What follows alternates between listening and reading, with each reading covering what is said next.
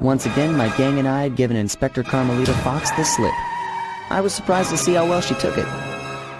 Finally, the secret police file I'd been searching for all these years. With this, I could avenge my family and regain possession of our most valued treasure. It all began when I was just a kid, bouncing on my father's knee.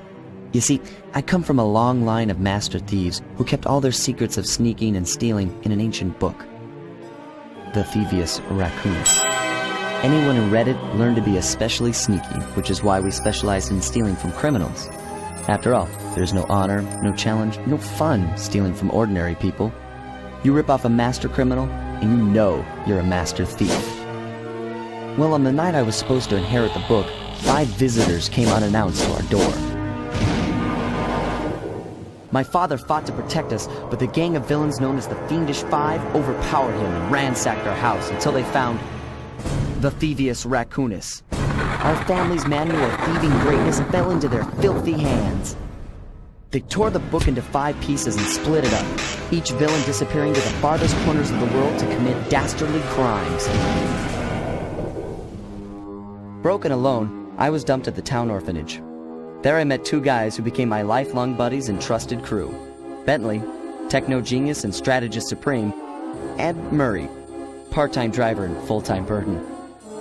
Together we pledged to track down the Fiendish Five, avenge my father, and steal back the Thievius Raccoonus. I knew I was about to face the toughest test of my life. On this mission, I would either become a master thief like my ancestors before me, or fail and allow my family name to bite the dust.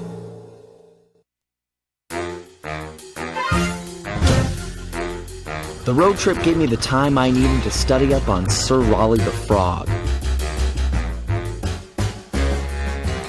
As a young man, this hot-tempered frog grew bored of his life of luxury and privilege.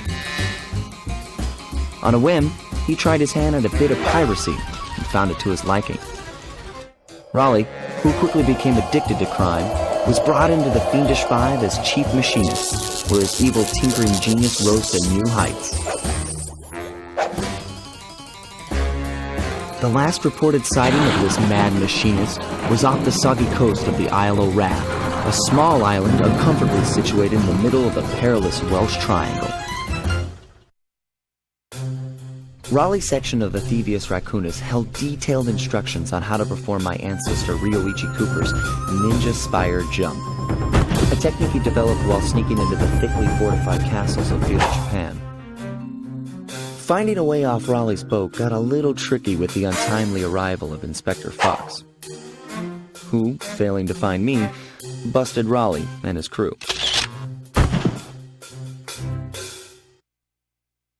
With the storm machine out of commission, boats found their way back onto the ocean, and the mystery of the Welsh Triangle faded from memory.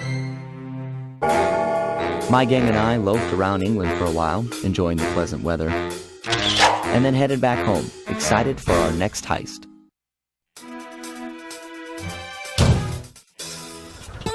It had been a while since I'd been back in the U.S. Next up, the notorious Mugshot, ruthless muscle of the Fiendish Five. What he lacked in brains, he definitely made up for in brawn. Turns out he wasn't always that way. He grew up as the run of the litter, a neighborhood weakling. The only friends he could turn to were usually found on the big screen. It was there that he spotted his first gangster, and he knew instantly that that's what he wanted to be. He spent the rest of his youth working real hard to get there, fueled on his dreams of great power and respect. With enough perspiration, he realized that dream. He'd become a hard-boiled, street-brawling, tough-as-nails gangster, ensuring that he'd never be kicked on or pushed around again.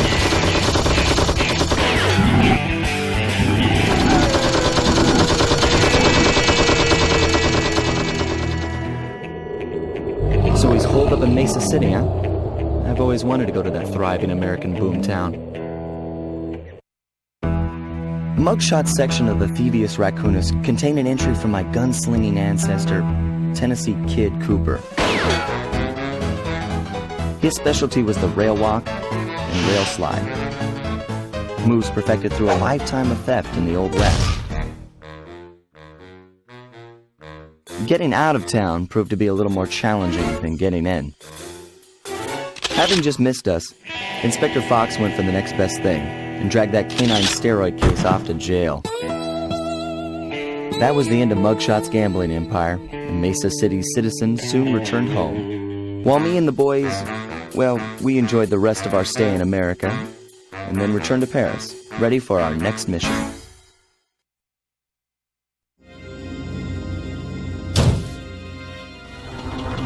The third member of the Fiendish Five was the infamous voodoo priestess, Ms. Ruby. Born into a family of mystics, other children found her scary. Teaching herself to summon the undead provided what few friends she had. A career in crime allowed an adult Ms. Ruby to punish the world for fearing her as a child. Chief mystic for the Fiendish Five, her powers allowed them to break both the laws of man and nature at the same time. Yet despite the whirlwind success of her youth, she managed to slip into obscurity. Last known sightings claim she headed out of civilization and deep into the Haitian jungle. Ms. Ruby's section of the Thievius Raccoonus held notes for my pioneering ancestor, Slyton Common. His invisibility technique allowed him to steal from corrupt pharaohs and greedy noblemen. Right on schedule, Inspector Fox's arrival cued my exit. The production of zombies, made illegal in the World Peace Accord of '71, earned Ms. Ruby a life sentence behind bars. While the gang and I enjoyed a few weeks in the tropical sunshine, working on our tans in preparation for our next caper.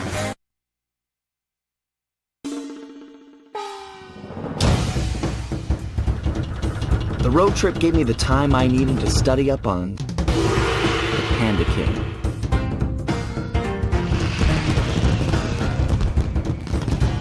Born penniless, he was fascinated by the fireworks rich noblemen set off every New Year's. He spent a decade learning the art.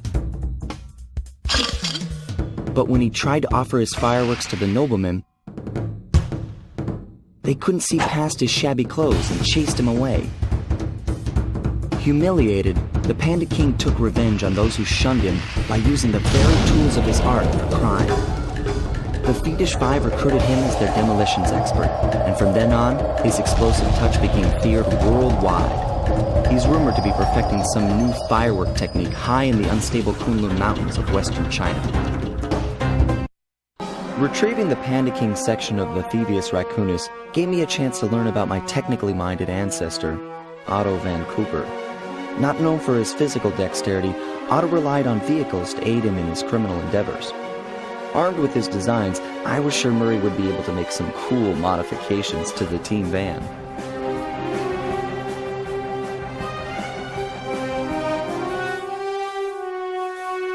A frustrated Inspector Fox, having missed me coming down the mountain, threw the Panda King in jail, thus putting an end to his avalanche protection services and ensuring the safety of mountain villages throughout China. My gang and I took a little time off and did some shopping in Hong Kong. Thoroughly relaxed, we headed home to plan our next move. We were on our way to the Krakharov volcano in Russia. While looking over what little information I had on the final member of the Fiendish Five, I began to notice something. In the 4 parts of the Thievius Raccoonus recovered so far, several of the pictures depict a shadowy owl-like figure, which looks very similar to the police images of the mysterious Clockwork. Is this a strange coincidence, or is there something I'm missing? It took some tricky maneuvering, but I managed to snatch that last piece of the Thievius Raccoonus from Clockwork's claw. I had taken down each member of the Fiendish Five: Raleigh, Mugshot, Ms. Ruby, the Panda King, and finally Clockwork. I'd beaten them all one by one and reclaimed my birthright. Of course, there was no way I could have gotten here without the help of my pals. I know this hasn't been easy for them, yet they stuck with me through it all. Murray, boy, it took a lot of guts for him to get out in the field with me. I know he was scared, but he's got more heart than anyone I've ever known. And thank goodness for Bentley. Without his expertise, I'd have never found my way off that rooftop in Paris. A guy couldn't ask for a better gang of friends. Who could ever forget the lovely Carmelita? Looks like we're not going to be friends anymore. Now that Clockwork's death ray is out of commission, we're back to playing cops and robbers. I thought for sure she was going to slap the handcuffs on me right then and there. But instead, she was true to her word and gave me that 10-second head start. 10, 9, 8, 7, 6, 5, 4, 3, 2,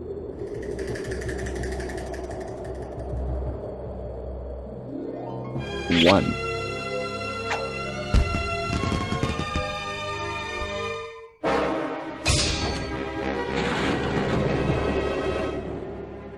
I felt bad leaving her stranded on that giant rock, but I knew it wouldn't be long before we'd see each other again.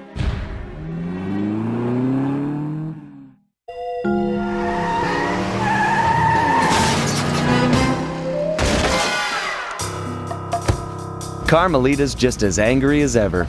She's really quite lovely when she's angry. And that Constable Neela, was a reference to the Claw Gang just a slip of the tongue, or an intentional clue? Either way, it's our only lead on the missing Clockwork parts. Clockwork. He was consumed with jealousy for the Cooper clan's thieving reputation. Is it inappropriate to refer to him as a monster? No, not at all. What kind of person stays alive for hundreds of years with the express intention of wiping out a rival's family line? Imagine the hatred fueling that first decision to replace his mortal body with soulless machinery. Ultimately, it did the trick. Clockwork lived on. He caught up with my parents, and I wound up in an orphanage. It's there that I met my pals, Bentley, the brains of our outfit, and Murray, the brawn. They turned out to be all the family I needed. 2 years ago, I'd thought I'd finished it. How naive to think I could so easily put an end to that kind of hatred. And now he's back. In pieces, sure, but the threat is real. Does the Claw Gang even realize what they've stolen? I don't know what's in my future, but I won't let it be a repeat of my past.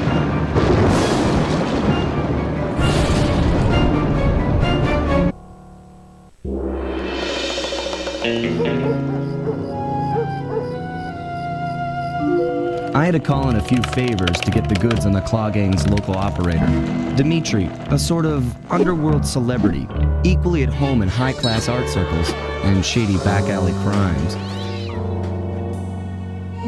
He was once a passionate young art student who worked hard to develop his own visionary style.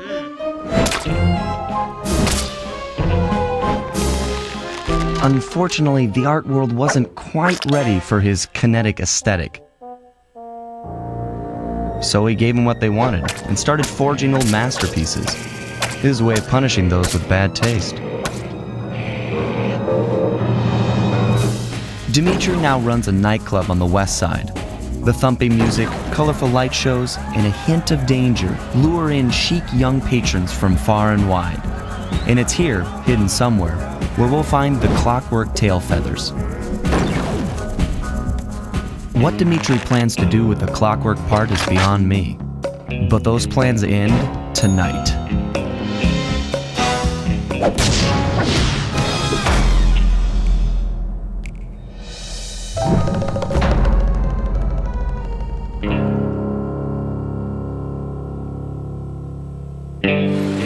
My gang and I had done it. The Clockwork tail feathers were ours, and Dimitri's counterfeiting operation was ruined. Due to the untimely arrival of Carmelita, my escape got a little tricky. Angry at having just missed me, she took it out on Dimitri, shutting down the nightclub and throwing the frustrated forger behind bars. The gang and I headed out of town for a week in Monaco. Bentley wanted to try out his new card counting formula, and I figured the team had earned themselves a well-deserved break.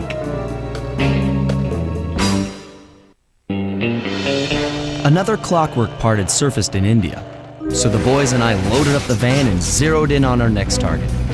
a mysterious spice lord known as Rajan. A self-made man who grew up poor on the streets of Calcutta, he started his life of crime selling illegal spices in the black market, eventually growing his small outfit to a sizable operation and earning himself a seat in the prestigious Claw Gang. He's since crowned himself Lord of the Hills, and while he goes to great lengths to convince others of his royalty, it's mostly to convince himself. True to form, he's holding a lavish ball in his newly purchased ancestral palace. The reason? To show off his latest acquisition, the Clockwork Wings, the symbol of my enemy. If you saw the wings silhouetted against the night sky, it was already too late for you, especially if your name was Cooper. Rajan believes displaying the wings will bring him prestige, and maybe they will, but they're also bringing me.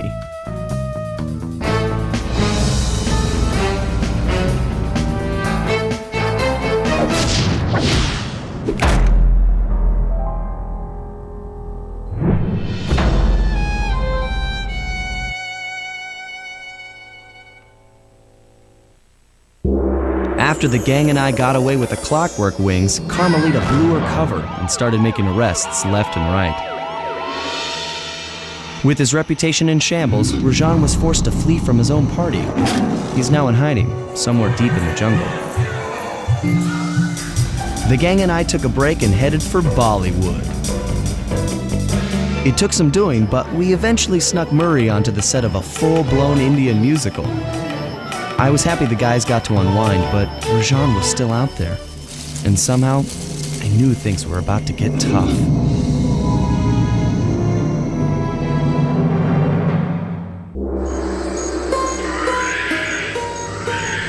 It took some detective work, but the gang and I managed to track down where Rajan had gone into hiding. Somehow, he'd managed to transform a long-forgotten temple into the thriving center of his spice operation, and it's there where we'll find him. The jungle, too thick to drive through, forced us to walk the long distance to our target. We ran into a few problems along the way, but pushed on.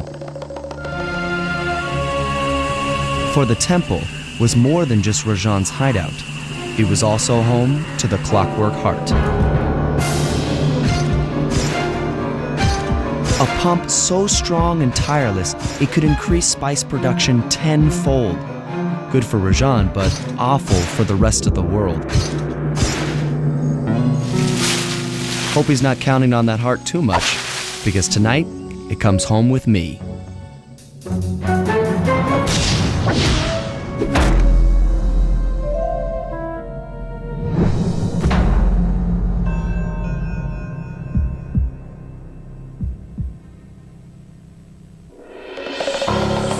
Though statistically improbable, I had to face the facts.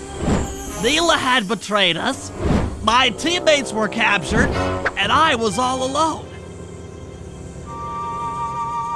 While intellectually inferior, Sly and Murray had always been a rich source of sociological interest.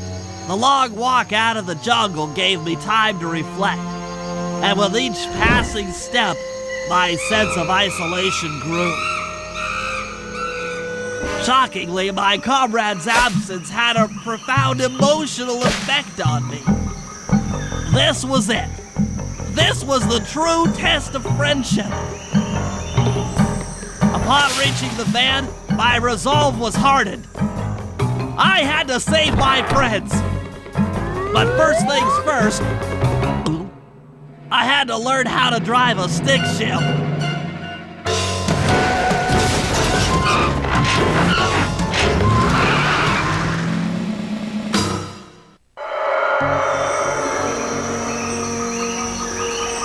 It took a sleepless week of data crunching, but I eventually tracked down the location of my friends, locked away in the mysterious towers of Prague. At the moment, they are the unwilling guests of Interpol's most renowned prison warden, the Contessa. While still a criminal psychology student, she entered into a whirlwind romance and married a wealthy aristocrat. Sadly, the union was short-lived, as the general suspiciously died a few weeks after the ceremony. The widowed Contessa put her education and newly acquired estate to work by opening a criminal rehabilitation center. Her pioneering use of hypnotherapy has produced some good results and subsequently earned her a prominent position within Interpol. My friends are locked up somewhere in the clinic and are slated for the Contessa's Good Samaritan brainwashing. If I don't bust them out soon, they'll be working a 9-to-5 job selling shoes, and I'll be out two best friends.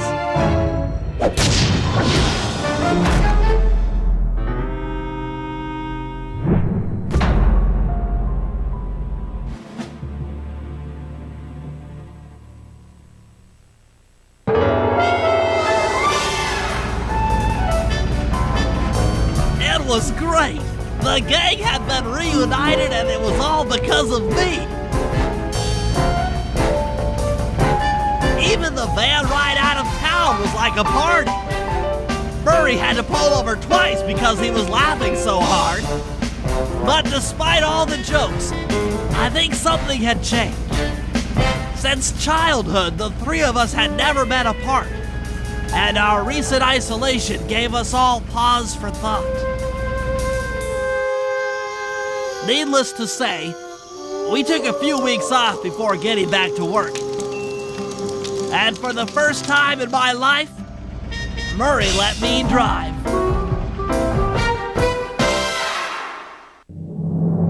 Time for a little payback. The Contessa, having escaped us in the prison, is now hiding out in her castle estate. It's a well-fortified Gothic nightmare that would make any thief run in terror. Terrible or not, that's where we're headed. To sweeten the deal, we've learned that the Contessa, who until recently was a secret member of the Claw Gang, is in possession of the Clockwork Eyes. The Thievius Raccoonus describes the eyes stopping opponents dead in their tracks, transfixed in their gaze. It doesn't take a genius to figure out what an accomplished hypnotist could do with such powerful artifacts. News of the Contessa's corruption has spread to Interpol. Constable Neela, being closest to the case, was granted a cash allowance to hire an army of local mercenaries. It looks like we're walking into a full-scale war. But we have to act now, before things go from bad to worse.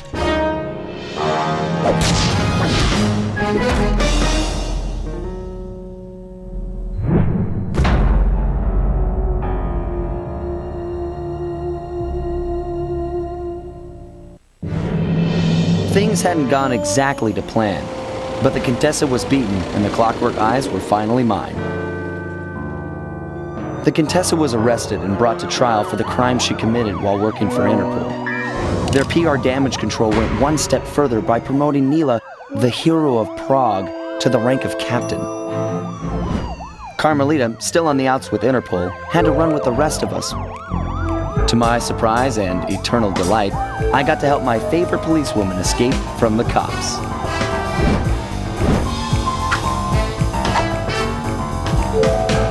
I tried to put it all out of my mind. This claw business was spiraling out of control, and I knew that my gang was at the center of it. We'd be back in action soon enough, but for now, well, we just laid low for a while. Following the trail of spice shipments, we made our way up to Nunavut Bay, Canada, the secret hub of Jean Bisson's shipping empire. As a young man, he trekked across Canada to strike it rich during the gold rush of 1852. An avid prospector, he took some chances and ended up buried alive in an avalanche.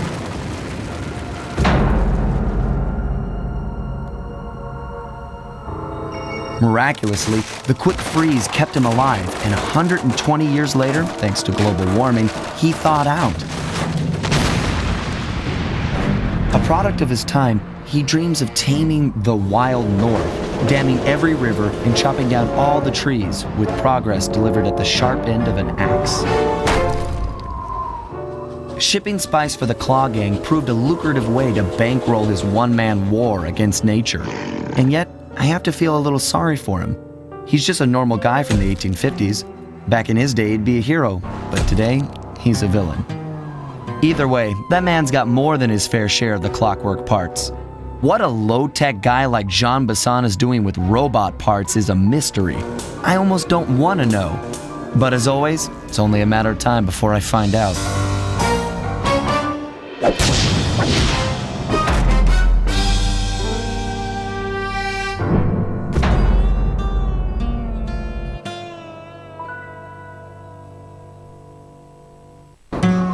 The gang and I had pulled off the impossible. We'd successfully robbed all of Jean Bisson's iron horse trains, and we were walking away with 3, count them, 3 clockwork parts. And as a bonus, we shut down spice distribution in all of North America. Needless to say, we were pretty pleased with ourselves. Can't say the same for Carmelita. Once again, the framed policewoman had to run from the cops, which was fun at first, but I'm starting to feel a little sorry for her. I mean, what if they replaced Carmelita with someone else? I don't want another cop on my tail. She's a big part of why this is all fun. Sooner or later, I'm gonna have to figure out a way to clear her name, some way other than turning myself in. Things just weren't right up in Canada. Random acts of violence were popping up like weeds, and the Northern Lights, well, they just weren't right. One night they'd be brighter than ever, and the next, gone. In Nunavut Bay, I overheard talk between Jean Bisson and his mysterious partner Arpeggio. Somehow, those two are behind it all. Tracking the source of the disturbance was easy.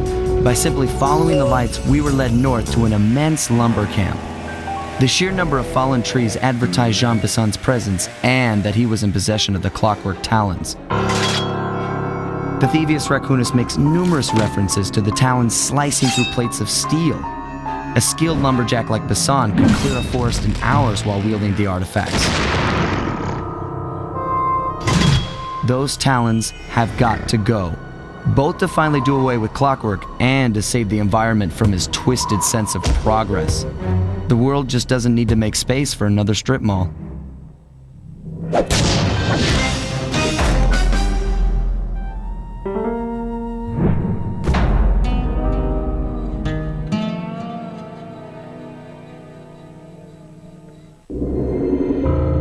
As we shut ourselves into the Northern Light Battery, it became black.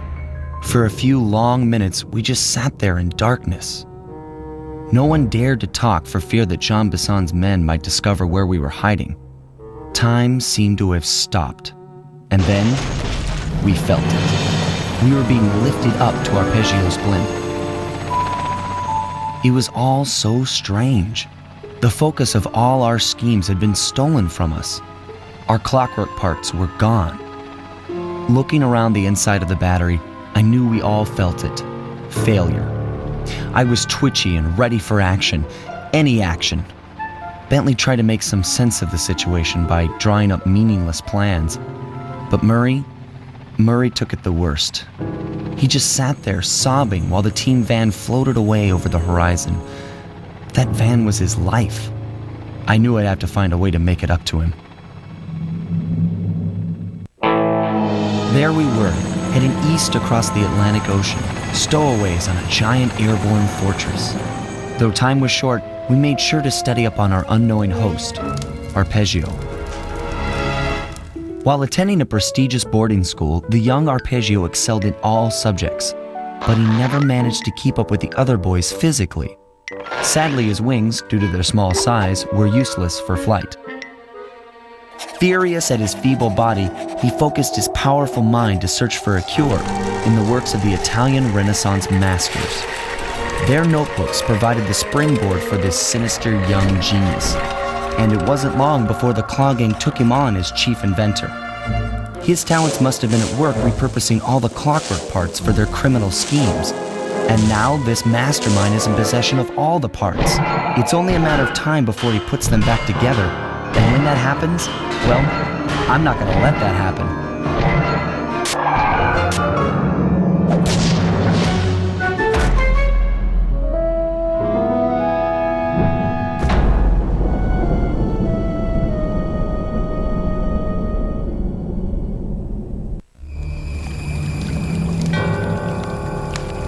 And there we were, at the end of the road.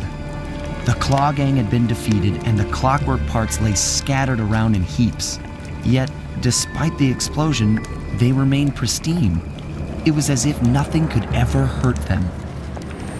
Carmelita cursed herself for showing up too late to get a few shots in on Clockla. So she took it out on what was close at hand, the hate chip. And just like that, it was over. Without that core piece, that essential center of clockwork, there was nothing left. The parts aged before our eyes as if time had finally caught up with the ancient bird. How ironic that Carmelita, a police officer, would be the one to lift the curse from the Cooper family.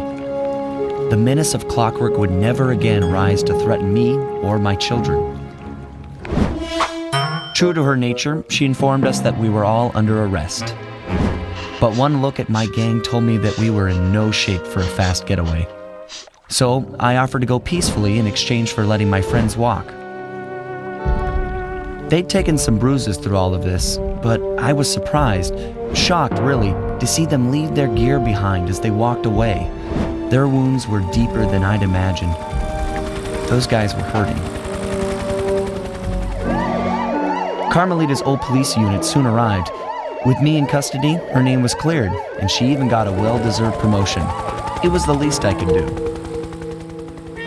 The ride to HQ started with us sitting in silence, trying to read each other's thoughts. As the reality of my capture started to sink in, she began to relax, and we got to talking. We spoke freely about our previous adventures, comparing notes and even getting in a few laughs. Then we started talking about, well, everything. Books, music, art. It was like we were on a first date. She even showed me the bottle she'd been saving for the special occasion of my arrest. My heart sank when she realized that our short flight across town had already taken 2 hours, a fact I kind of clued into after seeing the Eiffel Tower float by 17 times. She went forward to ask the pilot what was up, and it looked like my pals had left me a little going-away present before taking off. Floating away on the night breeze, I could faintly make out Carmelita's voice. I'll find you, Cooper!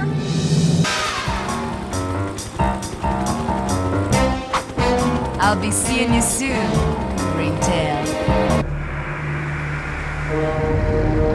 It was like they always say, your life really does flash before your eyes.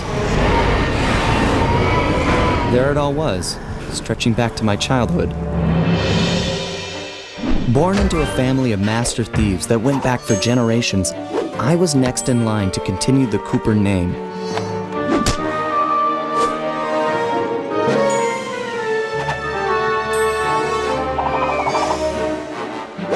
But fate had different plans. I was robbed of my childhood when a ruthless gang attacked our home.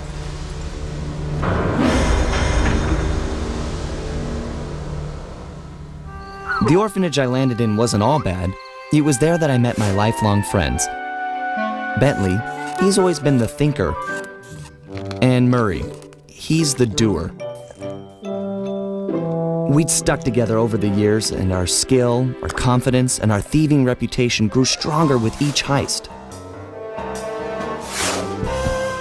We thought that the good times would never end, and that our luck would never run out, which only made things tougher when the odds finally caught up with us. Then I met this guy, McSweeney, who claimed to have run with my father's crew back in their heyday. They pulled jobs all over the world and amassed quite a collection of priceless items. It was then that McSweeney told me all about the Cooper Vault. It seemed that my father, like all my ancestors, had been hiding their wealth in a secret place for generations, each one adding to the treasure hidden behind a door that, if McSweeney's story is true, only a Cooper can open. Using some well-placed clues provided by McSweeney, we set out for the secret island that held the vault. On arriving, we discovered someone by the name of Dr. M had already set up shop. From the looks of it, he'd been trying to crack the thing for years, growing steadily more frustrated in his failures and more paranoid as the decades rolled by. He built himself a fortress with security as tight as Fort Knox. Getting inside the place would take precision, creativity, and moreover, it would take an army of world-class thieves. Finding and bringing together that much talent won't be easy, but to get inside the Cooper Vault and collect my inheritance, I was willing to pay the price. Getting inside a world-class vault would take a team of world-class thieves, a group of specialists, each member contributing their own particular talent. It was clear that we needed Murray back. Not only was I missing a lifelong friend, but his brute strength helped get us out of more than a few scrapes in the past. When Bentley was injured during the whole Clockwork affair, Murray blamed himself, eventually leaving the team. We tried to console him, but going out on his own was something he needed to do. He said he wanted to find his spiritual center.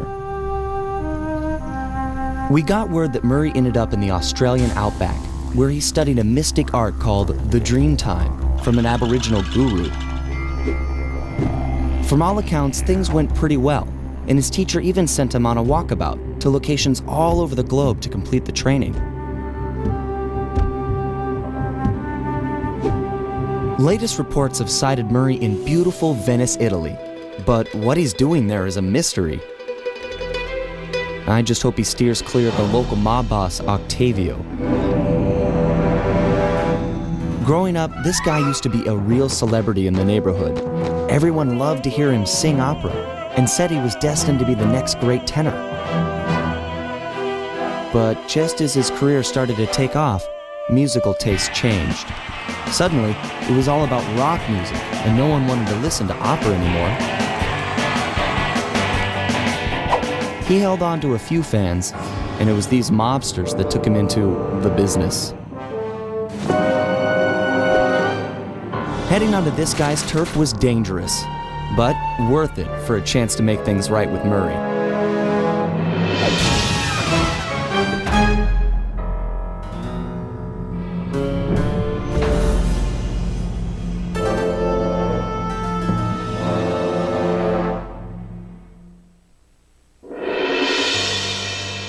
With the fight over, we went back and scraped Bentley off the pavement. It was touch and go for a while there, but we managed to sneak out right under Carmelita's nose. Octavio wasn't so lucky. The guy got 30 years behind bars for what he did to Venice. I guess Italians don't like it when you sink their landmarks. Ironically, he found success as a singer while in jail. After all, most of his old fan base was already in the clink. But the big score here was bringing our old pal back into the gang. Once he put on those gloves and that mask, it was clear to everyone, most of all him, that the Murray had returned.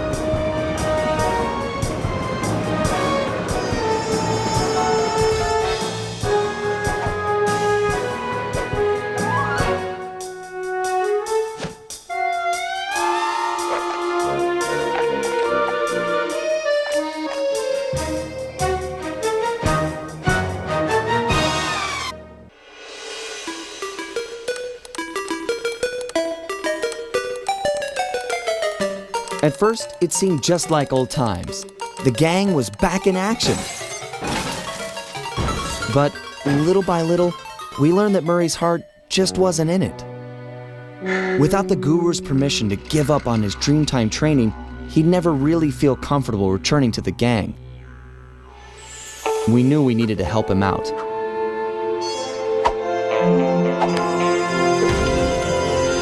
So, we packed up our things, whipped up some quick disguises, and headed for the Australian outback.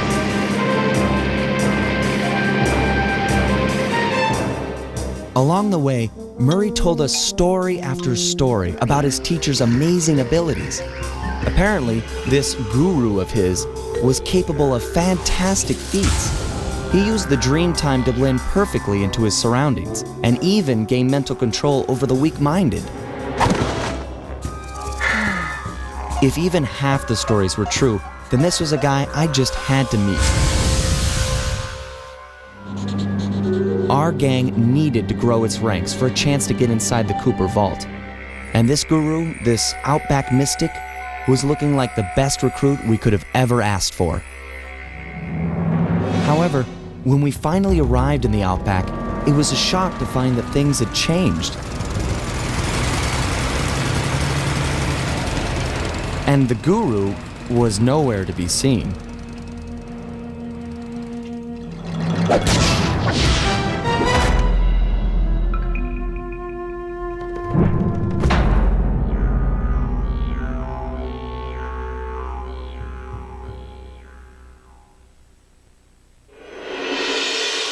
Carmelita just lay there, unconscious, helpless on the desert floor. Being gentlemen, we kept watch over her throughout the night. Her camera proved to be a real source of entertainment as we took turns posing. Didn't want her to go home empty-handed.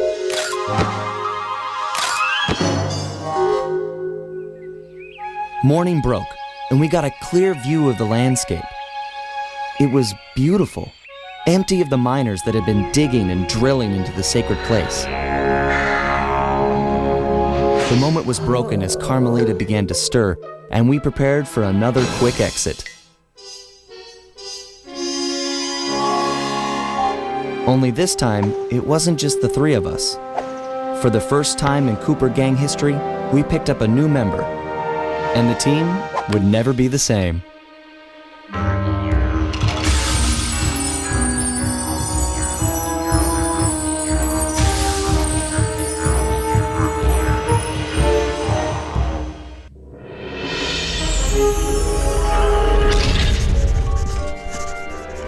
Bentley was obsessed.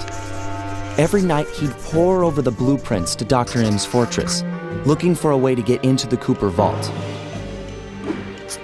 He soon came to the conclusion that there was no way inside unless the gang picked up a dedicated RC specialist, an expert who had mechanical and piloting skills far exceeding his own.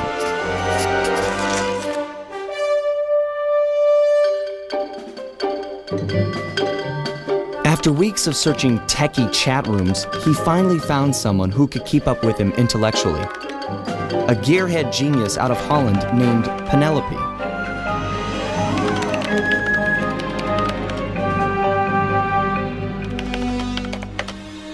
She politely declined our invitation to join the team, saying she only works for the best.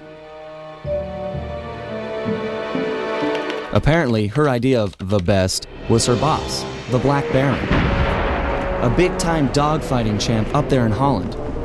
He's so good that he's even set up an international competition called ACES to attract worthy opponents.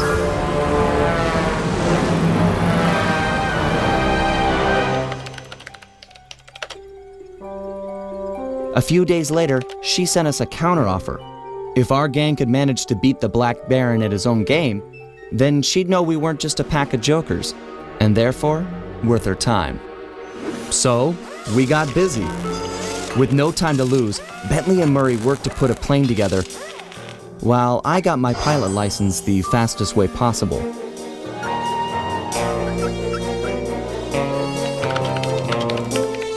We'd proved to this Penelope that the Cooper gang was up for the challenge. even if we were making it all up as we went along.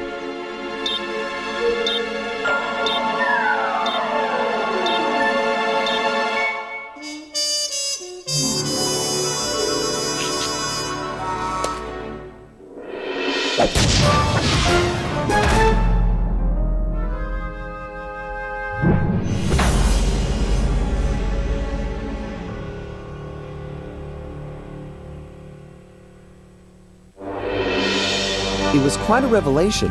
Penelope and the Black Baron were one and the same. But before we could even process this turn of events, we were rushed to the winner's circle. Somehow, against all odds, we become this year's champions. There was a bit of an awkward moment between Bentley and Penelope. I guess the photos they'd sent each other over the internet were a bit exaggerated.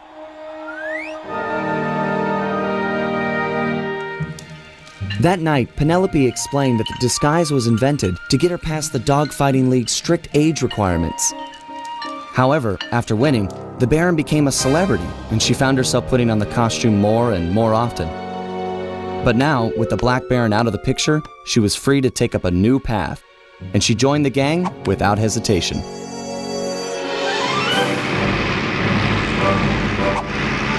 The next day, our newest recruit treated us to a week-long aerial tour of Holland.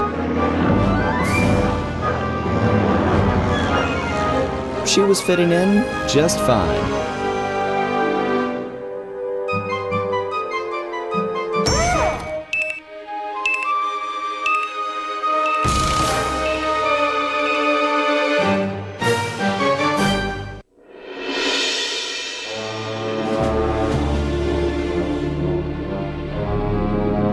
After a careful analysis of Dr. M's fortress, Bentley came to the difficult conclusion that his demolition skills just weren't going to be enough. If we wanted to get inside the Cooper Vault, we'd have to recruit a full-time demolition specialist. However, Bentley's proposed candidate was a shock: my old enemy, the Panda King.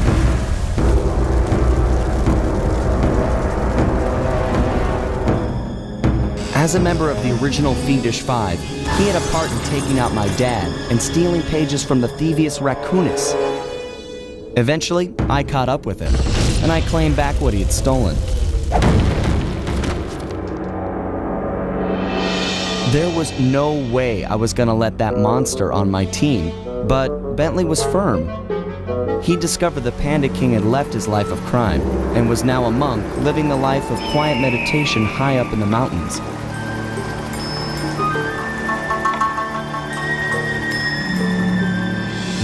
I wasn't at all convinced, but there was no denying that he had the skills we needed if we were to succeed. So the gang packed up, put on our disguises, and headed east to China.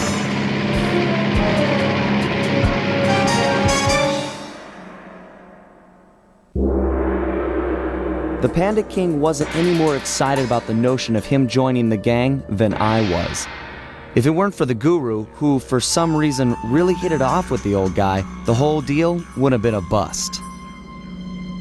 We could see the anger in the Panda King's eyes as he recounted how he lost a member of his own family.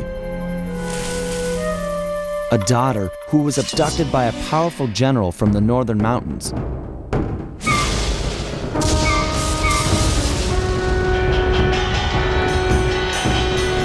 She was to be the bride in a forced marriage to this unscrupulous ruler, and Panda King was exiled.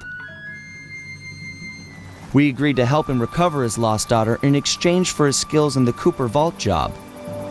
I still wasn't convinced this was a good idea, but a deal's a deal.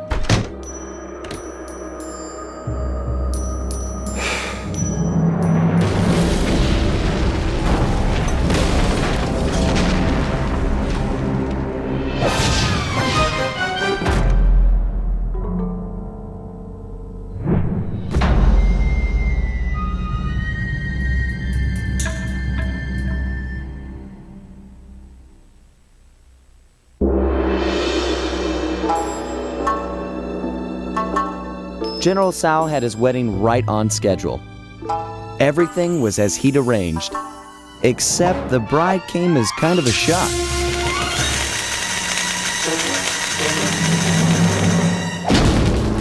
Carmelita was a little disappointed it wasn't me she busted at the altar, although I doubt she minded taking Sao into custody. He did, after all, plague the streets with the undead. From what I hear, the locals were happy to see him go. We dropped off Jing King with her aunt. The Panda King insisted that she be safe there and that he needed to pay off his debt to the gang. I was still wary, but there was no denying that his skills would come in handy. Needless to say, we lived it up in the back streets of Shanghai. What kind of gang of thieves would we be if we passed up on recreation like that?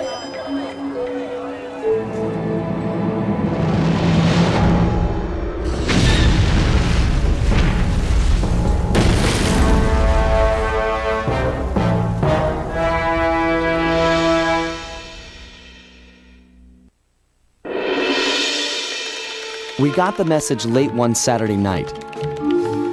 Dimitri was calling in the favor I promised him back in Holland.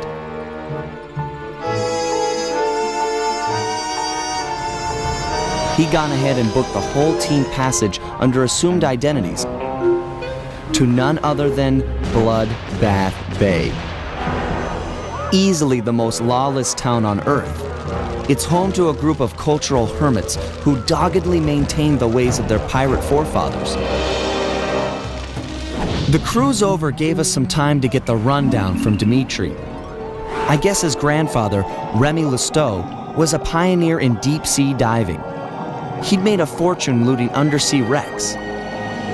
Although his luck ran short when a young cutthroat by the name of Black Spot Pete stole not only his loot, but his precious diving gear as well. A broken man, Remy retired from treasure hunting and eventually started a family.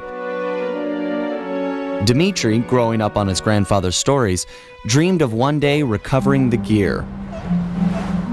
So that was our task. We'd been called in to get our hands on this miraculous diving equipment. Not all bad, really. If things go our way, the team might get a frogman out of the deal, which Bentley figures will be a big help cracking the Cooper vault. That Bentley, always thinking.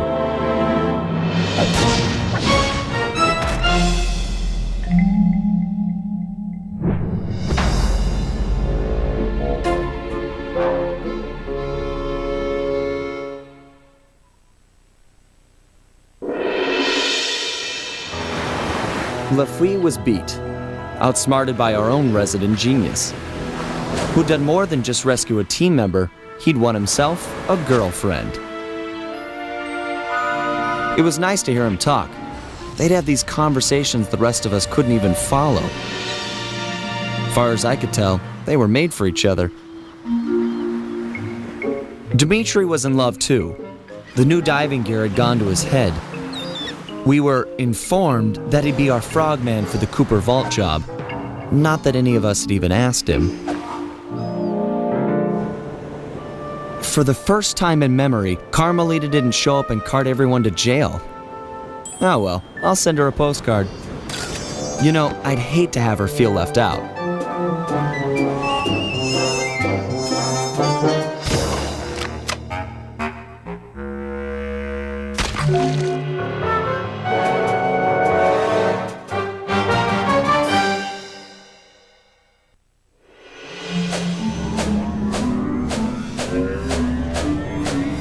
All these memories, they just bring me back to the same place. Getting crushed to death in the fist of some genetics experiment gone wrong. Not the way I thought I'd go out. Shame, really. Now that we've got this big gang, more like a pack of misfits. Either way, we'd become a team. We had some real potential there. Could have pulled off some big jobs. We were so close. The door to the Cooper Vault was opening. But that Dr. M, if there's any justice, he'll get his. I just wish I'd seen what was in there. A stockpile of my family's accomplishments.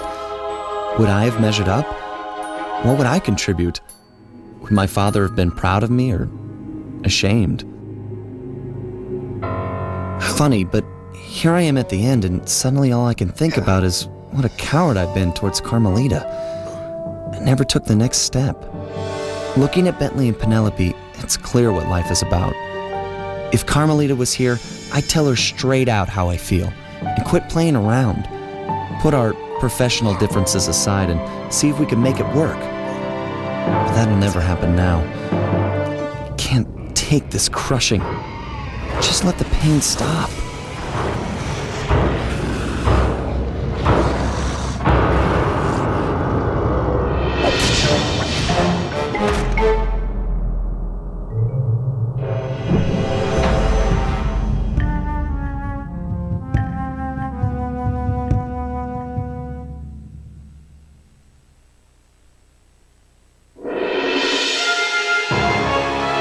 We watched as Dr. M just stood there, unwilling to leave as the walls caved in on the vault.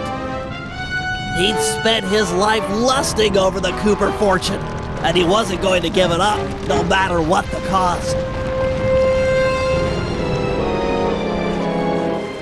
Our exit was a little rough, but Murray managed to get us out just in time to witness the final fate of the Cooper legacy. It was a bittersweet moment. The end of the road always is. We both looked on, lost in our thoughts, thinking back on all the adventures that had brought us here. The people we'd met and places we'd seen. We'd worked for a long time to get Sly into that great vault, and now its secrets were hidden again, this time for good. I could only hope that he'd found what he was looking for in there. We searched every inch of the island for Sly, retrieving the gang one by one, only to make the surprising discovery that he didn't want to be found. As always, he'd left a calling card, only this time, it was worth millions. The months rolled by, and when Sly still hadn't shown up, Murray headed back east to complete his training with the Guru. Without Sly as our leader, for the first time, we each had to step out on our own. A difficult thing. We'd been together ever since we met at the orphanage. To this day, Murray and I are still close. Recently, he's been trying to break into the pro racing circuit, stock van class. Things are looking good. He's got a unique talent for living through crashes other people would have found fatal. Just always bounces clear. And of course, there's Penelope, my new partner in crime. Let me tell ya, I'm in love. She and I have set out on a journey that I never would have dreamed up while running with Sly and Murray, although I hope our paths will cross again soon.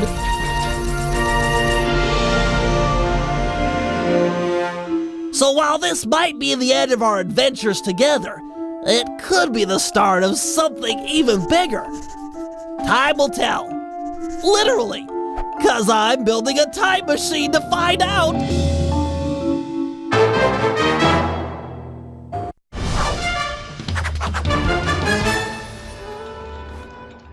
When you're a master thief, there is one golden rule.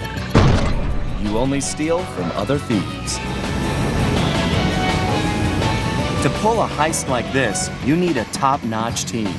And with Bentley's brains and Murray's brawn, I have the best.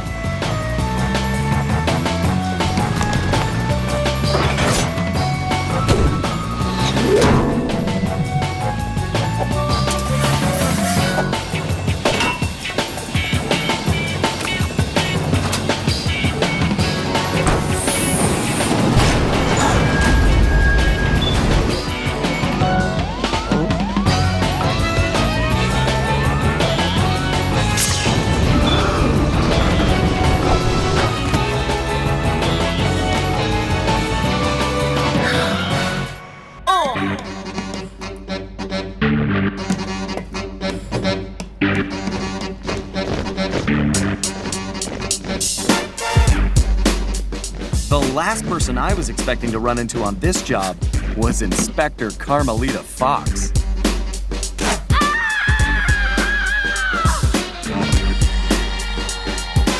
She'd been in hot pursuit of Mugshot too, but she was put in the doghouse.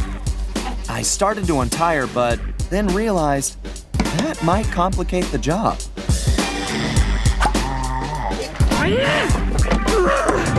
I promised to return soon, but I should have remembered Carmelita doesn't like to be kept waiting.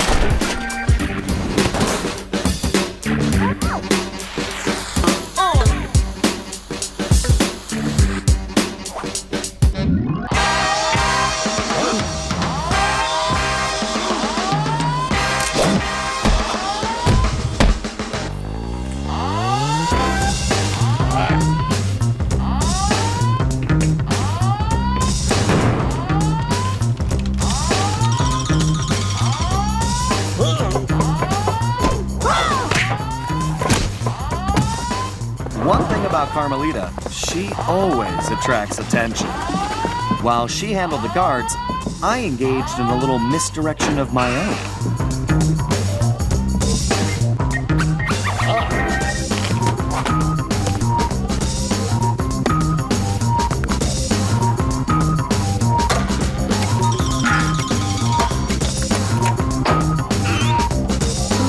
I cracked the safe, only to find that Mugshot was one step ahead of me.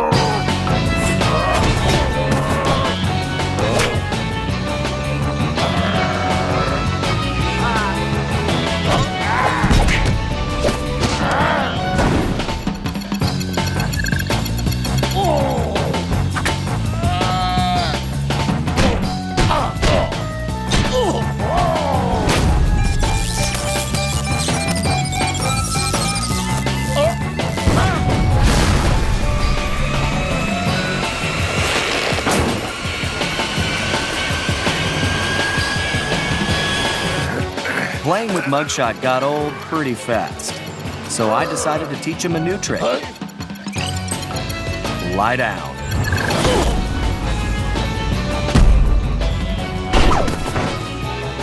Carmelita finally caught up with me, and I have to be honest, the sparks were really flying between us.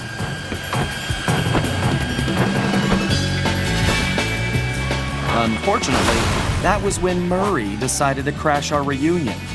Literally.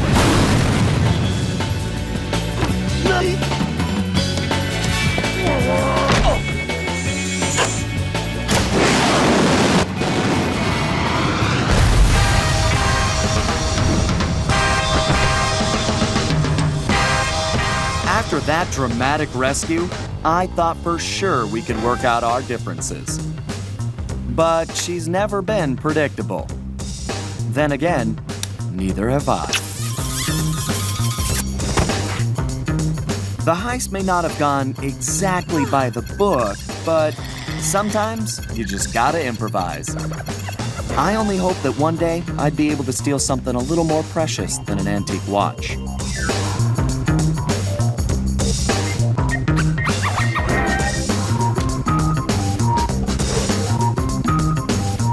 So, here I am. I got my wish, and Carmelita is by my side. Life is good. And something tells me our adventure is just beginning.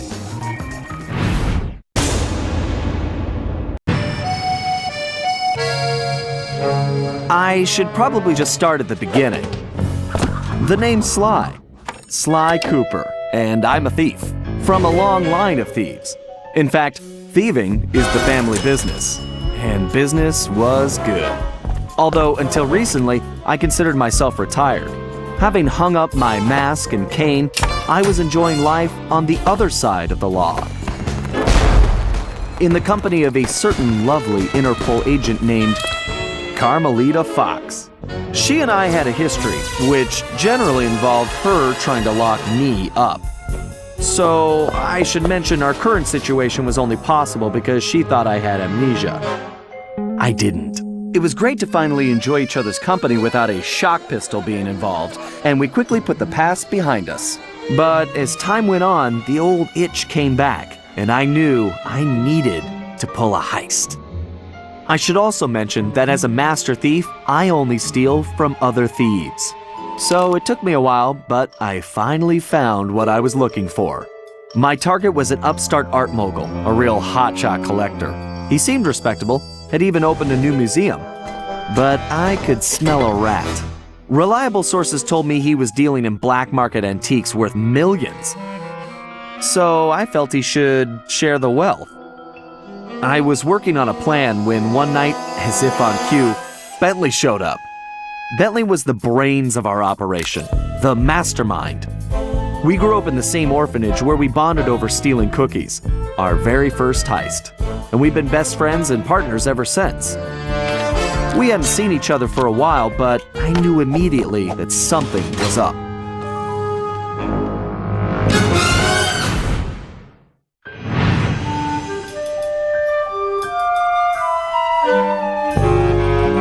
Bentley had been enjoying his time off too, building a new lab from scratch with his girlfriend and fellow tech whiz, Penelope.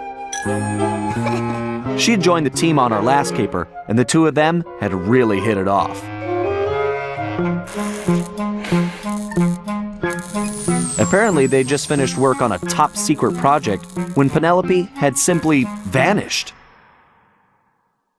Bentley was worried sick. He searched frantically but found nothing. Then, he noticed something that completely stunned him.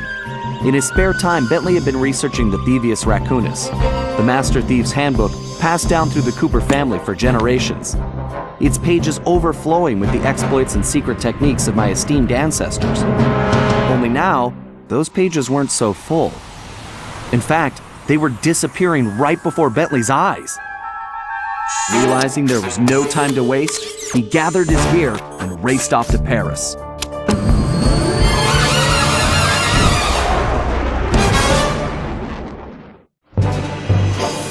The first thing Bentley did was track down Murray, the third in our trio. Murray was our enforcer, the muscle, and the guy who'd eaten all the cookies we stole back in our orphanage days. Through the years, the three of us had become an unbeatable team, and we were more like a family now than a gang. Murray had been living his dream on the pro driving circuit, where his van had become famous, or rather infamous, for all the crashes he'd caused. Eventually, he was unable to find a sponsor due to his high insurance premiums, and he moved into Demolition Derby, where he remained undefeated. When Bentley showed up, however, Murray dropped everything to help out. Especially when Bentley explained that his van was the key to the whole plan. With Carmelita distracted by a new assignment, I took the opportunity to slip away and met up with the guys at our old Paris hideout. Bentley launched into one of his elaborate presentations, and I saw the whole scary picture. Someone, or something, was literally erasing Cooper history. Then, to our amazement, Bentley revealed that he already had the solution: time travel. It turns out his top secret project was constructing a time machine. And now he modified the design to fit into Murray's van. We were going to travel back in time, stop those responsible, and fix the damage they'd done. Bentley explained the only catch was that in order to travel to a particular time, the machine required an object from that era. We knew from the changes to the Thievius Raccoonus that our first stop was feudal Japan. So here we were, about to steal a priceless 17th century samurai dagger from the same museum I'd been casing. Funny how things work out sometimes. Well, what else can I say about Carmelita? As you can see, our relationship is complicated, and I just succeeded in upgrading it to hazardous. I certainly wasn't expecting her to crash the party. She'd been so busy with her latest case, I never thought she'd have her eye on me. In fact, I'd kind of been counting on it. But then, I should have known better than to underestimate Inspector Carmelita Fox. As much as she liked having fun, Carmelita was serious about her police work. And now, I had a lot of explaining to do. But the plan was in motion, and there was no stopping now. Even though I was thinking I'd need the time machine just to patch things up with Carmelita. Before the heist, we'd recruited our disco-loving, scuba-diving friend, Dimitri Listeau, to look after the Thievius Raccoonus. Because it was irreplaceable and the only guide we had, it was far too risky to take the book through time with us. Bentley had even invented a communication device to allow us to contact Dimitri no matter where or when we traveled. It was a perfect situation, since it allowed him to update us on any changes to the book while limiting our exposure to his fashion critiques. Everything was happening so fast. The past few days were just a blur. But as we howled through the time vortex, I realized we were in for a very long trip.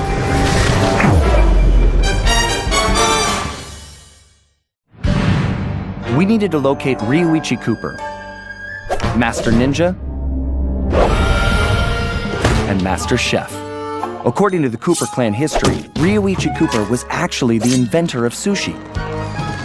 After creating this delectable dish, he opened a sushi restaurant, which, while very prosperous, also provided the perfect cover for a ninja. When we got to Japan, it was obvious something was very wrong. What should have been a peaceful village was more like a heavily patrolled military base. We located Ryuichi's sushi restaurant only to find it shut down and under guard.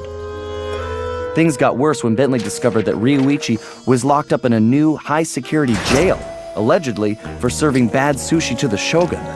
It all sounded like a pretty tough piece of fish to swallow. We needed to get to the bottom of the situation, and the first order of business was getting Ryuichi out of prison.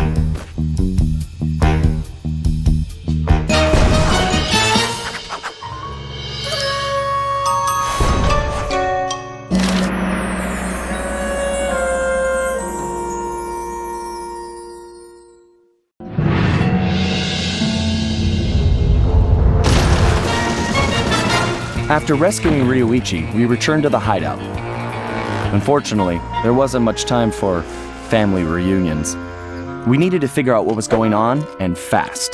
Ryuichi confirmed that the source of the trouble was the tiger we had tracked in the village, someone calling himself El Jefe. After some more database digging, Bentley was able to uncover his Interpol file. El Jefe had an impressive record.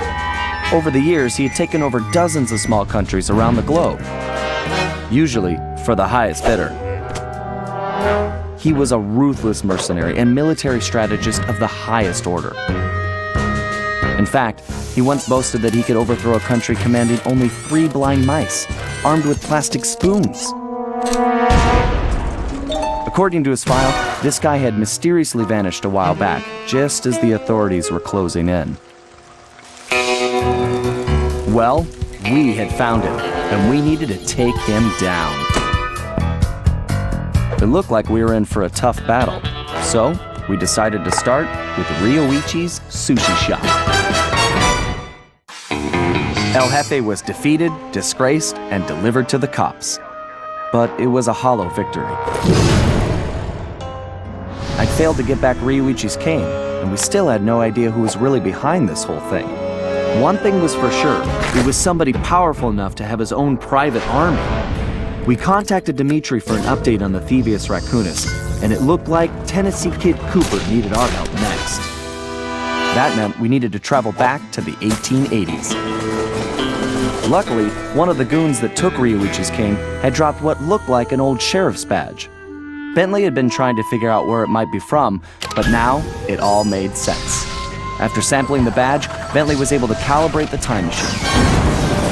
As we prepared to make the jump back to the Old West, I found myself wondering how Carmelita was doing.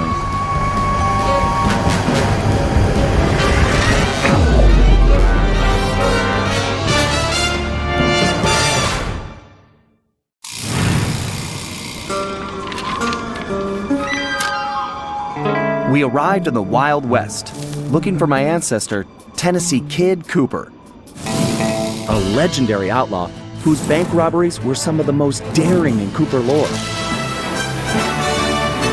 When we arrived, it took some time to locate him, but we eventually found him in prison. His arrest was the handiwork of the local sheriff, who had celebrated by posting his own picture all over town. Talk about an ego. We needed to bust Tennessee out of jail. But after some furious calculations, Bentley determined that the best way to do that was from the inside. For the first time in my career, I was going to have to let the law catch me. This could be a real challenge.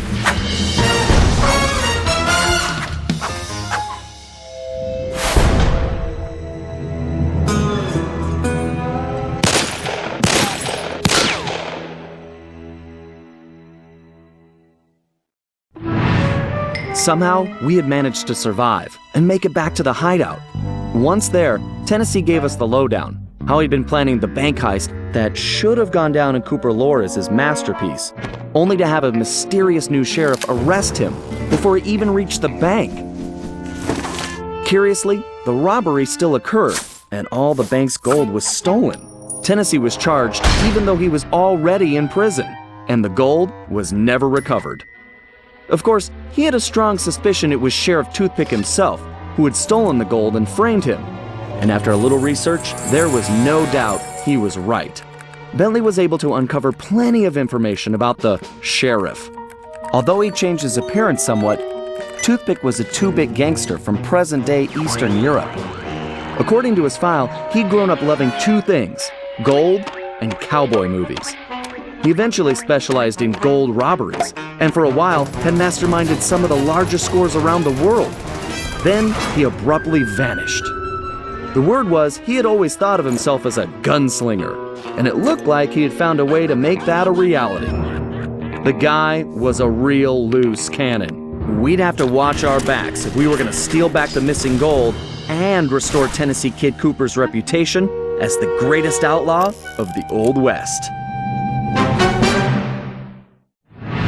When I saw that arrogant little, with no good lying, I should have tied his mangy tail around his neck. I should have blasted that smug look right off his face. I should probably just finish my story. After the Cooper gang escaped at the museum, I decided to follow my nose and take a look around. I'd been investigating the trading of stolen antiquities on the black market, but I'd never guessed that two-faced ringtail was involved. Then as I turned a corner, I was stunned to see a huge stash of stolen treasure right there in the museum. And even more shocking, Cyril Le Paradox himself unloading them. I couldn't believe it. The billionaire art collector and museum patron was behind this? I was so surprised that by the time I reacted, his goons already had me covered. Then that slimy sawed-off runt had me thrown into some vile machine. And the next thing I knew, I was playing cowboys and criminals. The Old West? Time travel? It was completely loco. Sure, Le Paradox had done some time in his youth, but he'd been squeaky clean ever since. And Interpol had never considered him a suspect.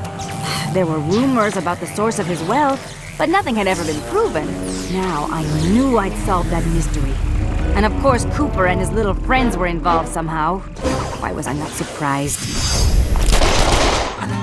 The Fleabag tried to feed me some story about having to rob the museum to save the future.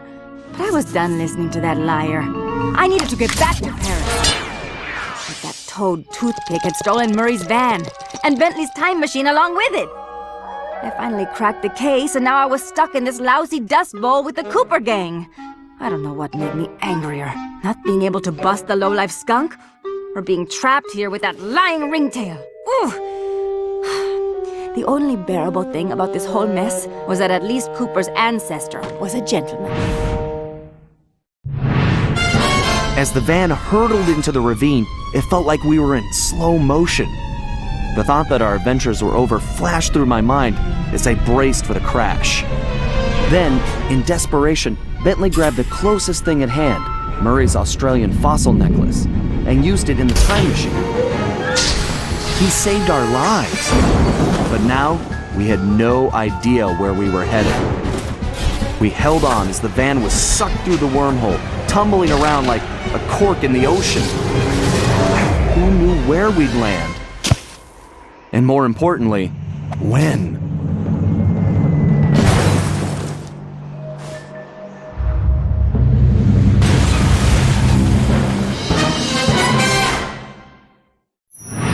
Things weren't going very well. We'd landed somewhere, from the looks of it, prehistoric. I was slightly concerned when Bentley broke out the dinosaur repellent, but that was the least of my worries. The crash landing had damaged the van, so the time machine wasn't working properly. Not only was traveling back to Paris impossible, but we couldn't even raise Dimitri on the transceiver. Also, we still had no idea how Le Paradox had managed to develop his own time machine. And that was a scary thought. Carmelita was still really hot about things. I just wanted a chance to explain, to tell her how sorry I was for getting her mixed up in all of this. Before we had a chance to talk, she stormed off in a rage. I tried going after her, but I figured that wasn't the best idea. Our conversation would have to wait, at least until she holstered that pistol. We decided the first order of business was figuring out where and when we were. And then, how we were going to repair the van. Otherwise, we'd have to get used to living in a cave, permanently.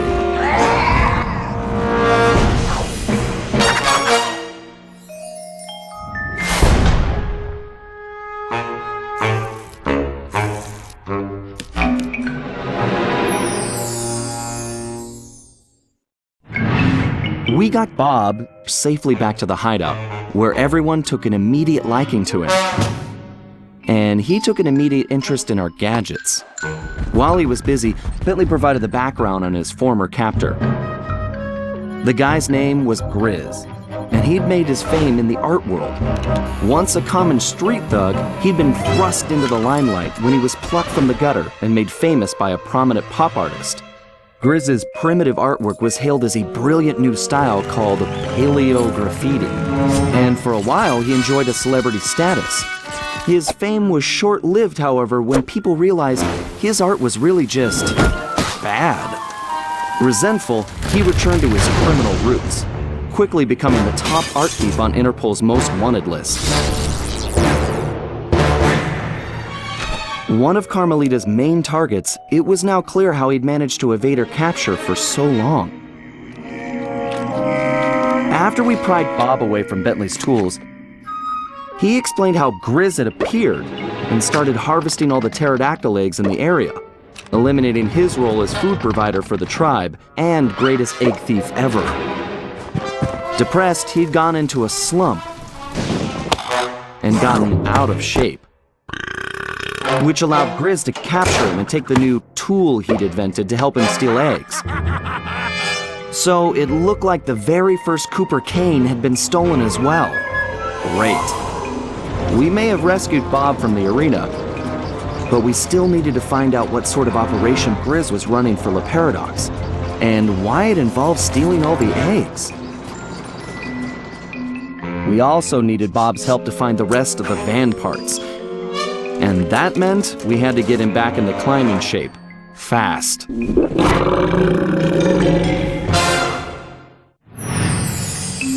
I caught up with the ringtail to give him the intel I'd gathered on Grizz. Half of me still wanted to slap the smirk off his face, but the other half wanted to talk.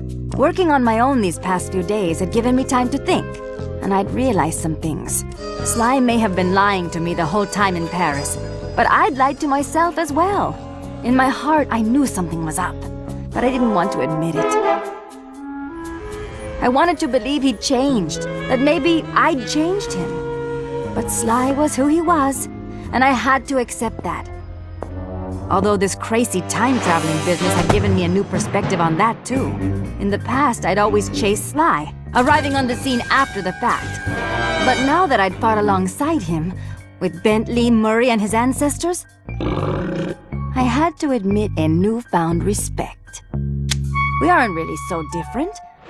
We both fight for justice. We just do it from opposite sides of the law. The question is, can I live with that? Honestly, I don't know.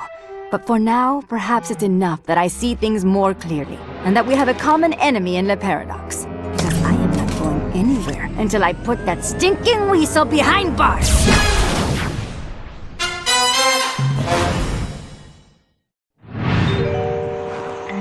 Carmelita had cooled off a bit, but she hadn't forgiven me yet, and I really couldn't blame her.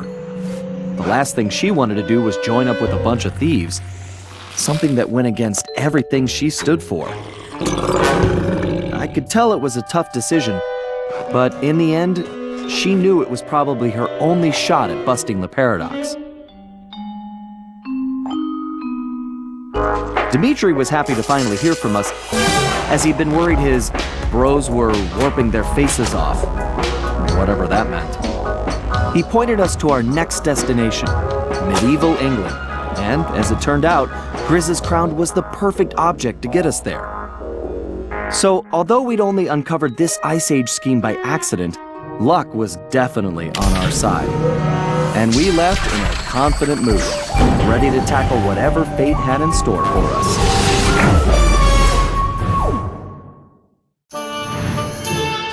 We'd come to merry old England to locate my ancestor, Sir Galeth Cooper, a gallant knight who founded the Cooper Order. Unfortunately, what we found was anything but regal.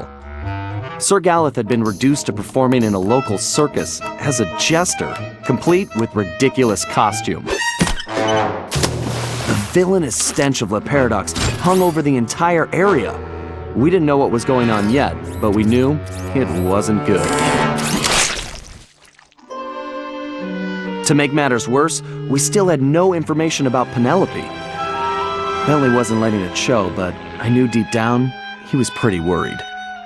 Hopefully we would find some answers soon. But first, we had to go to the circus.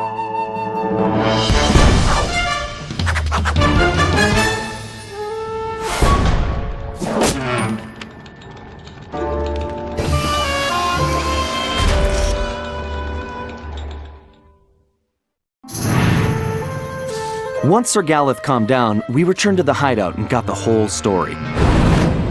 The surrounding area was held in the iron grip of a fearsome Black Knight. His origin was a mystery, but his power and technological might was impressive.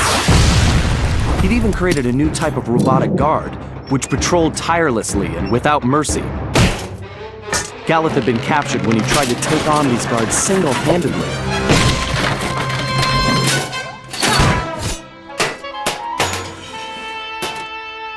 Bentley searched every criminal database in existence, but couldn't find a thing. All we had were more questions. Had Le Paradox somehow made an ally from this time period? And how had this Black Knight managed to create those mechanical monsters? When we explained to Sir Galeth who we really were, I don't know if he believed us or not. But it didn't matter. He just started ranting about taking the fight to the enemy and restoring the Cooper honor. Needless to say, the guy was a little intense. Until we figured out what was going on, I could see we were going to have to keep him on a short leash. When Bentley returned to the hideout, he crawled into his shell and wouldn't come out. Nobody could blame him. Penelope may have betrayed our friendship and trust, but she betrayed Bentley's heart. I knew he blamed himself for the whole predicament, but it wasn't his fault. Everyone took turns trying to coax him out, but nothing worked. In the end, it seemed that Bentley would have to come back to us on his own. Unfortunately, we couldn't wait around. We had a villain to take down, with or without Bentley's help. And this time, it was personal.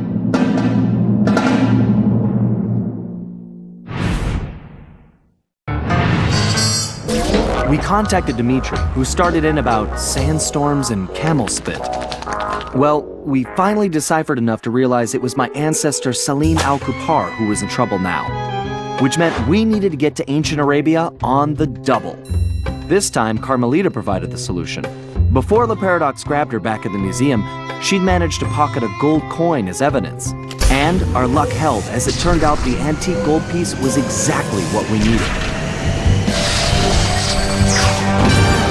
As we prepared to leave, everyone was keeping an eye on Bentley. He downplayed his heroics and refused to acknowledge that he'd saved us all. I sensed a new confidence in him, which I guess had come from finally confronting his personal demons.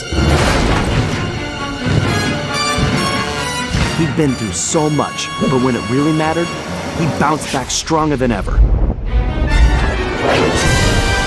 was sure about two things. I couldn't be more proud of Bentley, and we were going to need every ounce of his newfound strength to take down the Paradox.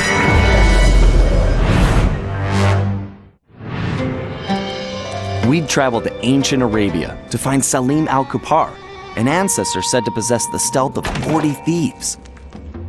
No surprise then when Bentley's research revealed that this guy was a charter member of the infamous 40 Thieves. For once, it appeared we'd have plenty of backup to help out with this job. When we arrived, however, we were shocked to find that most of the thieves had already retired. Having made their fortunes and gotten older, these great thieves had decided to call it quits and enjoy their golden years in peace. What wasn't shocking was the unmistakable presence of Cyril the Paradox. Nasty-looking guards patrolled everywhere, and it was clear that something sinister was going on. After some detective work, Bentley had even worse news. No one had seen Salim al-Kupar for some time. He had been working with a few of the remaining thieves, but had simply vanished. So where was he? That was the first thing we needed to figure out.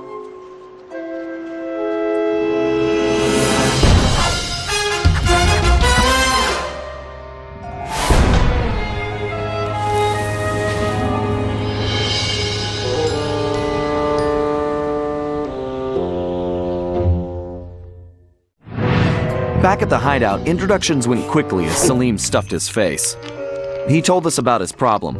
Some new player calling herself Miss Decibel had rolled into town and started throwing lots of money around.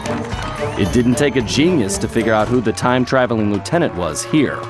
Salim and the three remaining thieves had decided to pull one last heist before disappearing into retirement, Miss Decibel being the target.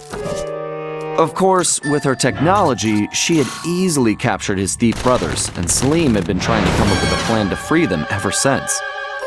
Bentley uncovered some interesting background information. Miss Decibel had come from a wealthy British family. Her true love was classical music.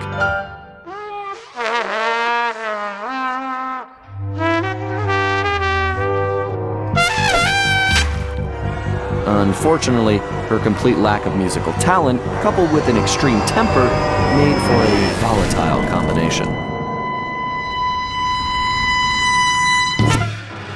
After suffering a freak accident during a tantrum, she was left unable to play music normally. However, when she discovered she could control people with her hypnotic tones, a new criminal was born. She began using her devious talents to control others, forcing them to commit crimes for her. We told Salim about the Paradox, and the whole thing made some strange kind of sense to him. The bad news was that he wasn't completely convinced that we were there to help him. I could see I was going to have to prove myself. Again.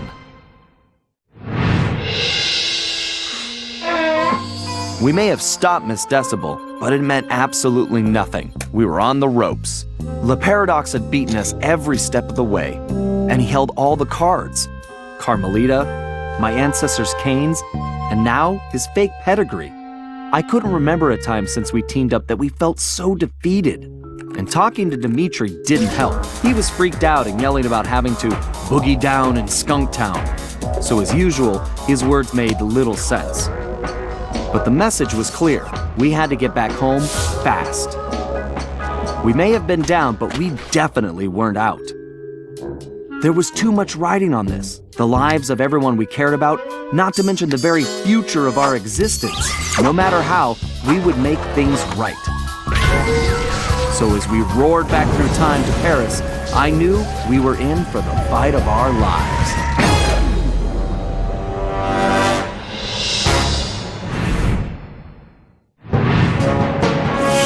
We'd finally made it home to Paris, only to find a place we hardly recognized. It was obvious Le Paradox was now in control, since his face covered the city like a bad rash.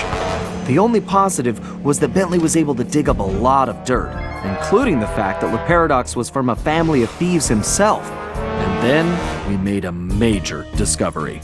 I knew that my dad's heist of the world's largest diamond had made him a legendary thief, but what I never knew was that Le Paradox's father had planned to steal it first, and frame my dad for the crime. only he was a little too slow and got himself caught instead.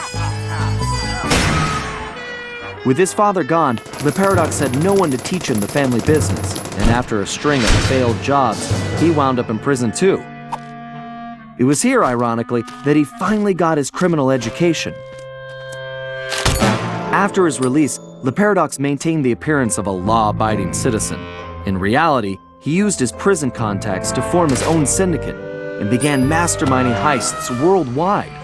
These days, he traveled the globe as a billionaire art collector, while his real business was the trafficking of priceless stolen treasures. Clearly, he blamed the Coopers for his family's past misfortunes, and his plan was to wipe us out completely.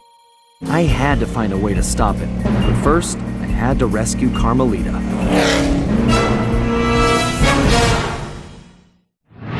It's been a while since that night, but there's still no sign of Sly. Or that cursed blimp. The skunk could barely tread water. So by the time they picked him up, he was happy to see them. Word is he earned a special cell in solitary confinement, where the only thing he'll be collecting from now on is gray hair. Both Paris and the Phoebius Raccoonus were back to normal, but that hardly made us feel any better. At first, we just waited, assuming Sly would show up the way he always did. But as the days stretched into weeks, we had to face the fact that he was truly lost. We've stopped talking about it all the time, but I know it's all we're thinking about, even if we show it in different ways. Murray seems like his usual cheerful self, but I can tell there's a new level of seriousness underneath it all. He's on the professional wrestling circuit now, and he's really been pushing himself. I know he's doing it to keep his fighting skills sharp. Like all of us, he wants to be ready for action the minute we locate Sly. Carmelita returned to Interpol, where she threw herself into her work, busting criminals at a record pace. She's been so busy, I haven't seen her for a while now. My sources tell me she's conducting her own investigation into Sly's whereabouts. Out of everyone, I think she took his disappearance the hardest, even if she never shows it. At least not in public. As for myself, I continue to search. Even using all my technology, I haven't found a clue. The time machine is no help since we need to know where Sly was for that to work. I get discouraged sometimes, but I'll never give up. Because I know Sly's out there, and I know that wherever he is, we will find him.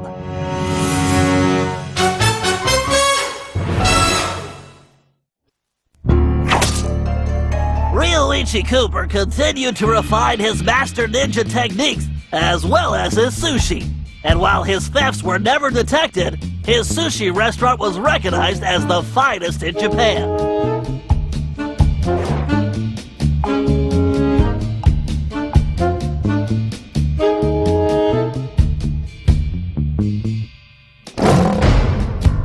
El Jefe remains behind bars. He was transferred to a South American prison, where he now works rolling cigars.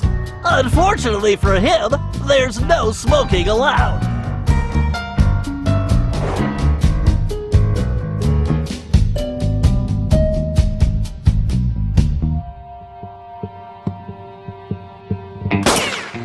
Tennessee Kid Cooper recovered his gold and his place in history as the greatest outlaw of the Old West. His legend grew even bigger when he began stealing from crooked lawmen exclusively.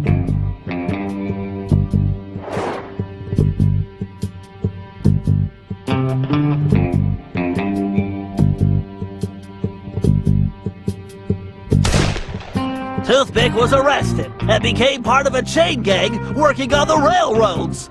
He eventually went deaf and faded into obscurity.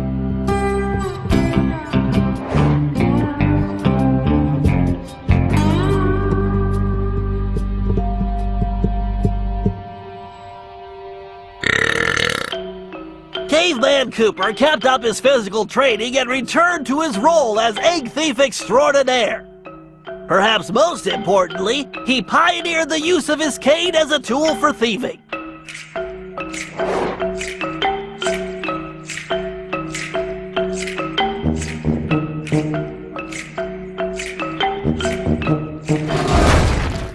The Grizz received a lengthy prison sentence and began a new career as a rap artist.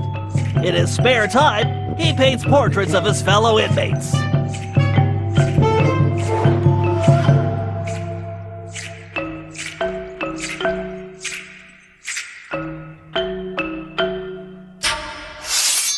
Sir Galeth Cooper returned to his heroic adventures and went on to form the Knights of the Cooper Order, a gallant group that stole from corrupt nobility.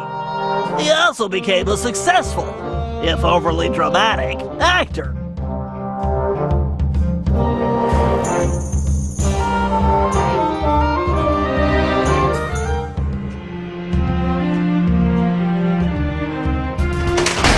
Penelope was sent to Europe's highest security prison, where she promptly escaped. She remains at large, and the police have no clue as to her whereabouts. Recently, however, I've been receiving mysterious postcards.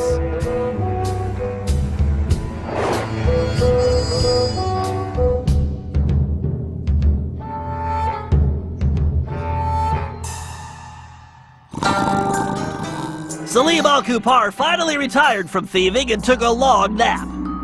Then he dreamed up a lucrative new business. Parking his camel around town, he sold snacks to hungry customers. It was highly successful.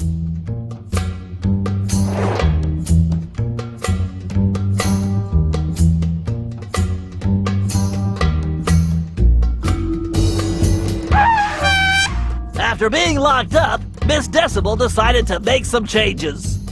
She had the horn removed from her trunk, enrolled in anger management classes, and began teaching music to other prisoners.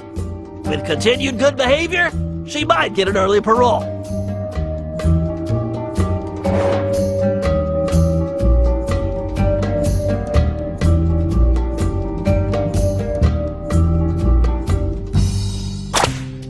Dimitri returned to his globe-trotting ways as a celebrity scuba diver, and even launched a new line of fashion wear. He's so successful, there's a new reality TV show chronicling his adventures. It's called Disco Diver.